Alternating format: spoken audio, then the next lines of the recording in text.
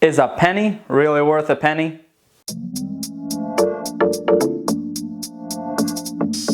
Today, we're going to cover the most expensive coins ever sold. Now let's get to it. Coins? Ah, the lowly penny. At only 1 cent, it's not even worth the cost of manufacturing them. Now this special nugget stands out from the typical penny, coming in at a cool $1.7 million price tag. But what makes this one oh so special? This is actually the only 1943 penny that was mistakenly minted at the Denver Mint on a bronze plachette.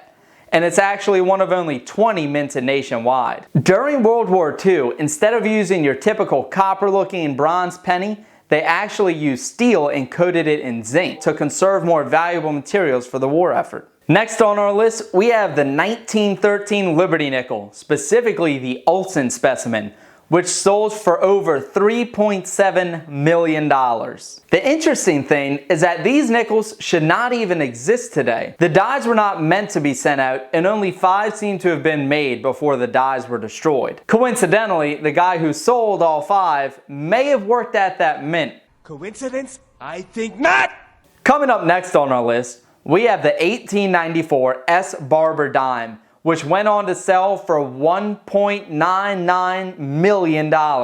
Now, only 24 of these dimes were minted, and as the trend seems to go, nobody really seems to know why. There's 3 competing theories that we came across though. Theory number 1, the superintendent of the San Francisco Mint struck a couple for some banker friends who heard that they were not going to make dimes that year. Theory number 2, there was a discrepancy of $2.40 on the books that year, so we minted 24 dimes to cover that. And then theory number 3. As the story goes, the San Francisco Mint received a large supply of dimes that year, and as a result, they weren't going to make any dimes, but ended up needing 24 for some reason. No matter what its reason for creation, one of these went on to sell for over $1.9 million. Okay, moving on. 1796 saw a new type of change in the market, the quarter. Starting that year, the United States began to produce its first quarters, but only about 700 or so made it to today. Known as the draped bust quarter, these coins were done by hand, so quality varies very greatly. But one of these lucky quarters got the 5-star treatment and was minted beautifully. This one sold for over $1.5 million in 2013, giving it the title of the most expensive US quarter. So we've all seen pennies, nickels, dimes, and quarters.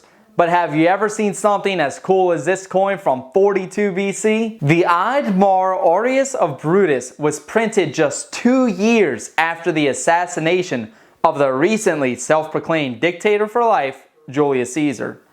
Brutus, who was one of the assassins and one of Caesar's confidants, had these coins minted. Today, only 3 of these gold coins are known to exist, and in 2020, one of them sold for over $4.1 million. How about a coin that is way too big for your pockets? The $1 million Canadian gold maple leaf comes in next, and it is truly a sight to behold. This big boy is one of 6 that were made for promotional items for the Canadian Mint.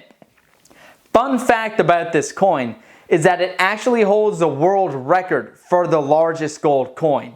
Weighing in at 220 pounds, with a 20-inch diameter and just over an inch thick, one of these gold coins sold at auction in 2010 for over $4 million. Now that's quite a lot to pay, but you certainly get a lot of coin for your buck.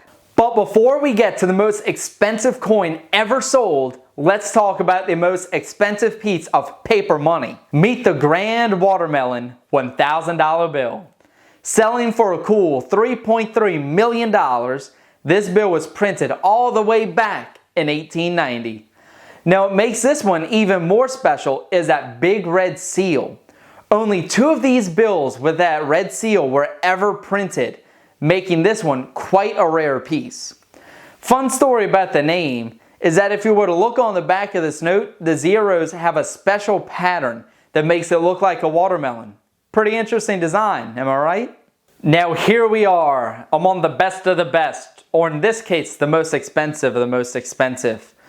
Taking our number one spot is the flowing hair dollar, which is the first dollar coin issued by the United States government way back in 1794.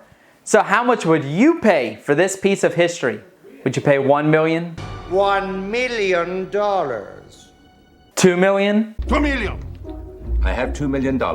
How about $4.2 million, like for the Roman coin that we mentioned earlier? What, you think I just got $4 million laying around? No. Try $10 million.